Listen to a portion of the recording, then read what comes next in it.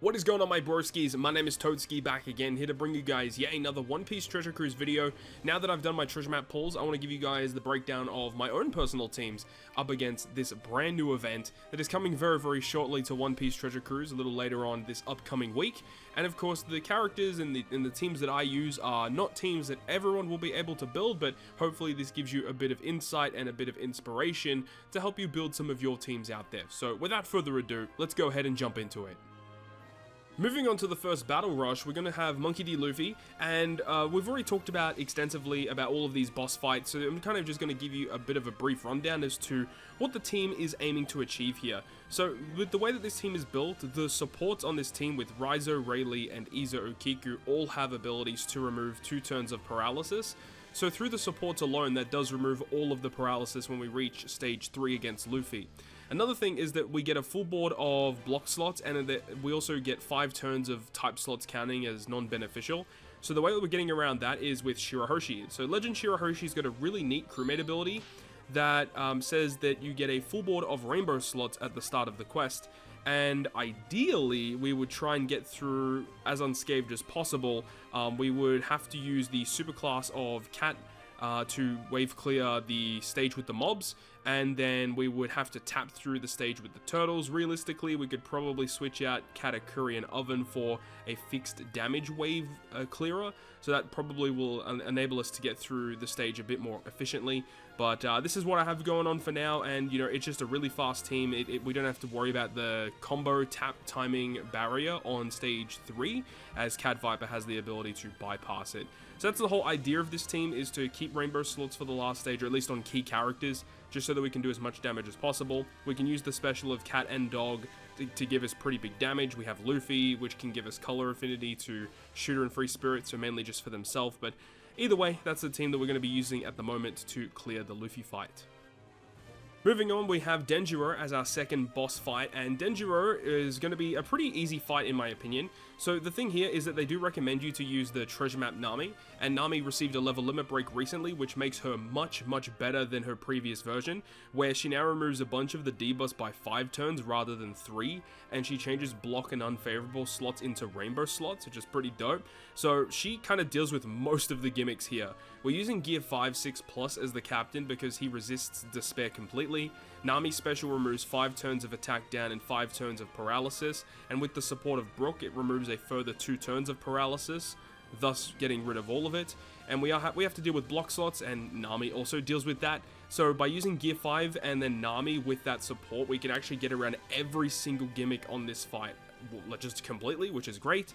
And then we could use, you know, gear 5 specials, we can use Shank special, whatever. The Zora and the Kuma are characters that are both fixed damage wave clearing specials and also have relatively low cooldowns, so getting through this fight should be pretty simple, using one of the Kuma or Zora specials on stage 1, the other one on stage 2, and that should wave clear pretty comfortably. And then on the last stage we use Nami and a gear 5 special, and we're good to go. The battle rush against Raizo and Shinobu are coming up next, and these are the 2 most annoying ones that people will have to figure out in order to get around. So with this quest here, we're going to be using Kuzan as our main captain, and he's really great. If I get an opportunity to use him for treasure map, I would love to do it because he's just so freaking good. So with this team, we are going to be having a pretty obscure looking one here. Ideally, what we would do is we have this Moria. Now this Moria is relatively old. He came out quite a long time ago. The only reason why he is here is because he's got a very low cooldown, and he's got a special ability that does fixed damage. So we can use that on stage 1 to clear the turtles, and then we can use one of the Kuzans on stage 2, and ideally we want to save one of the Kuzans for stage 3, because when we reach stage 3, Kuzan gives us a 2x attack and all boost with his level limit break captain ability. It's a really good effect right at the bottom there, where it says doubles cruise attack and slots for 2 turns at the start of battle 3. So when we reach battle 3 after the preemptive, it goes down to 1 turn, and then when we use his special ability, it extends the duration of attack and all boost by 1 turn, as well as giving us chain boundary, so it's really good for damage. Now, as for the other characters on this team, so we've got Luffy with that Momo. Luffy doesn't really provide that much for the crew, but the main reason why he's here is because it's a high boosting Luffy with that support of Momo, which removes 2 turns of attack down when we're inflicted with it, or on the final stage. Either way, it's for that. And then we also have the Izo Okiku attached to Hiyori, which will enable us to get the removal of 2 turns of paralysis, and then the Sakazuki, who is a really powerful character that came out, was in the medal exchange. If you didn't pick him up, you missed out big time because he's a very, very good character, and we have no idea when he's going to be returning next. But this character special removes 4 turns or 5 turns of attack down and paralysis. So he's great. He's just here just to remove those 2 specific debuffs. The supports remove the additional turn of it because it's 6 turn paralysis and then 6 turns of attack down.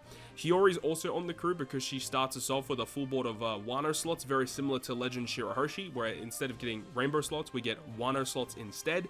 But that's the other key thing about this quest, is that we're also inflicted with 9 turns of despair and 9 turns of bind to our top and middle row.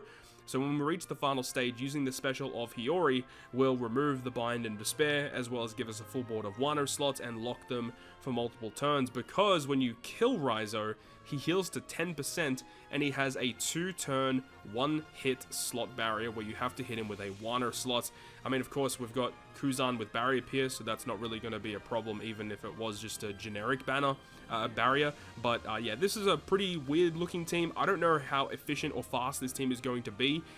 It's going to be a really, really annoying fight, and like this one and the next boss coming up that we're about to talk about being Shinobu, very, very frustrating to build for, unless if you've got like the max boosting characters, which makes things a lot easier. Now we get the opportunity to talk about the final Battle Rush boss, which is Shinobu. This fight is just super annoying. I don't know why they made this fight as frustrating as it is. But against Shinobu, we're opting to use Carrot as the main captain because of all of the defensive effects that are on the final stage. There's a combo hit barrier, a 25 hit combo barrier, as well as 6 turns of damage threshold. So what we're going to be doing is we're going to wave clear the first 2 stages with Vista. He's got double special launch. He does like 100k fixed damage, which is just a really, really good unit. And with Carrot captains and the fact that Vista should receive cooldown in this quest, he should be ready as soon as we start stage 1. And then when we reach the final stage, we're inflicted with a lot of special bind. 6 turns of special bind we have to get rid of. Now, this Luffy does remove 5 turns of the special bind. So that already gets rid of a majority of that, and then with the support of the Sabo attached to him, that does remove not only 2 turns of special bind, but also 2 turns of increased defense, which you could use to your advantage. We're also removing the additional 4 turns of increased defense from the Hyogoro special. Hyogoro does remove all the defense, he removes 6 turns of it, but with the Sabo support we only really need to remove 4 turns of that. And then, because after you kill Shinobu, she will revive to 10%, and she action silences you, which means you're not allowed to activate any specials. You can't swap with any of your characters after the revive. It's a really annoying mechanic. And there's also 3 turns of a chain attack down, where you have to have a chain that's higher than 3. So we're using Tesoro because he gives us multiple turns of chain lock, and we can use that on the stage 3 fight. And then on the revive, we're still going to have chain from Tesoro, and that should be enough to kill pretty comfortably. I mean, we don't have a lot of damage boosting effects going on here, but at 10% HP, I don't think it's going to be that big of a problem. We'll see how things progress. Things may need to change, as we may need like multi-turn attack or multi-turn orb boosters. We'll have to wait and see exactly how things progress, but at the moment, this is what I'm thinking, and we'll see how it goes. I'm not super confident that it's going to last in really, really high levels, but we'll see. Alright, now we get to the final boss, which is against Momonosuke, and we're using this team with the friend captain of Green Bull, to no surprise. Luckily, we were able to get Sakazuki and the Tensei treasure map rare recruits, so that fulfills the conditions for the Green Bull's superclass effect. Now, what we'd be doing on this stage is we'd be activating the Tensei special ability, which will remove the attack down, as well as giving us like color affinity and all those really cool gimmicks. He also gives us damage reduction, which is important because when you kill stage 2, it does like 100,000 fixed damage. Not fixed damage, but 100,000 damage to the crew. So Tensei not only gives us damage on this stage, but also it gives us the ability to tank that hit. We'd also use the Green Ball special, so we have a full board of deck slots, and then we use the Green Ball superclass, which would give us the slot barrier, or the slot change impossible, so we can keep those deck slots for the entire duration of this quest. And from there, we would just kill by activating Tensei, Green Ball, and then his superclass. And then when we move on to stage number 3, we would activate the Akainu special, which removes the paralysis and the special bind. It also gives us the conditional boost against characters that are ignited, and also inflicts them with the ignited status, which is great. We also have the Kid special. So Kid would be nice because he gives color affinity to Dex characters, and Momo is a quick boss, so that works out pretty well. but also with the support of X-Drake, striker characters receive a 1.75 attack boost, and Green Bull so happens to be a striker character as well, so it works out pretty well. We'll have color affinity, we'll have an attack boost. We can also use the Luffy special, but it's not super important. We also have the Beppo, Bluno, and Sunny-kun character, mainly just here because they're a pretty high point boost.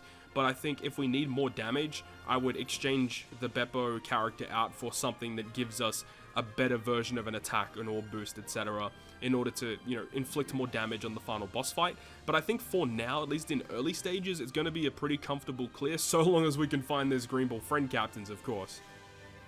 And finally, we're going to talk about the Intrusion fight against Yamato, and this is the team that we have built, and of course we are using Green Bull once again as our friend captain, with Akainu and Tensei fulfilling the super type or the super class conditions.